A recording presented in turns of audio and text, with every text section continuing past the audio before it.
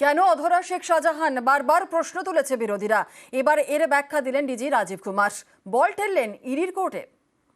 There is a case which is done by ED. Have they arrested him? Now, second, the case which was registered by us, it has been stopped. The investigation has been stopped. They have gone and they have got it stopped.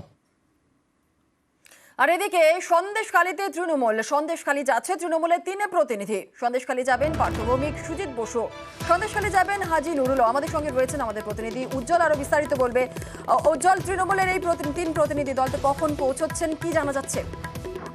দেখো, আজকে দুপুর 12টা নাগাদ ম্যাগাট পৌঁছাবেন তারা, এবং এই জায়গায় দাঁড়িয়ে কিন্তু একটি কর্মী সভাও করবে তৃণমূল নেতৃত্ব। সব জায়গায় সন্দেশখালীতে যে পরিস্থিতি রয়েছে সেই পরিস্থিতি দ্রুত শান্ত হয়ে যাক এবং প্রশাসনের তরফ থেকে যে পদক্ষেপ করা হয়েছে তা এখানকার মানুষকে বলা হবে, এবং সব মিলিয়ে বলা যেতে পারে যে আজকের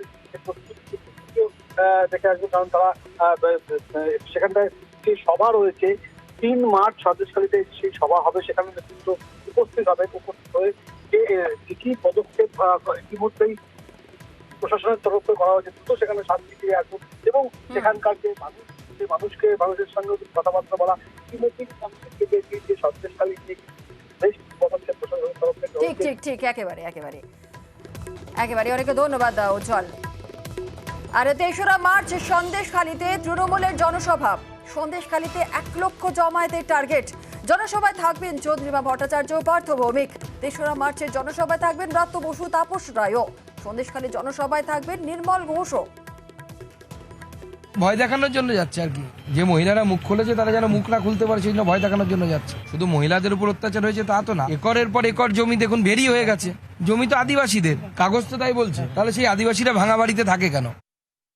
কারা ভয় দেখানোর রাজনীতি, সন্ত্রাসের রাজনীতি, গুন্ডাগিরির রাজনীতি করে সেটা এই কদিনে লোকে দেখেছে। 2022 সালের 13ই সেপ্টেম্বরও দেখেছে নবান্ন অভিযানের নামে মুঙ্গের থেকে গুন্ডা এনে কিভাবে বিজেপি সন্ত্রাস করেছে। আর সন্দেশখালীতেও দেখেছে সুকান্ত মজুমদার একটা গুন্ডার মতো মাথায় হেলমেট না পরে বাইক বাহিনী নিয়ে তাণ্ডব করে তার উপস্থিতিতে কিভাবে পুলিশের ওপর ঢিল ছোড়া হয়েছে, কিভাবে পুলিশকে অত্যাচার করা হয়েছে, মারধর করা হয়েছে দেখেছে। সুতরাং এই তৃণমূল বিরোধী পরিকল্পিত চিত্রনাট্য এটা সবাই বুঝে গেছে।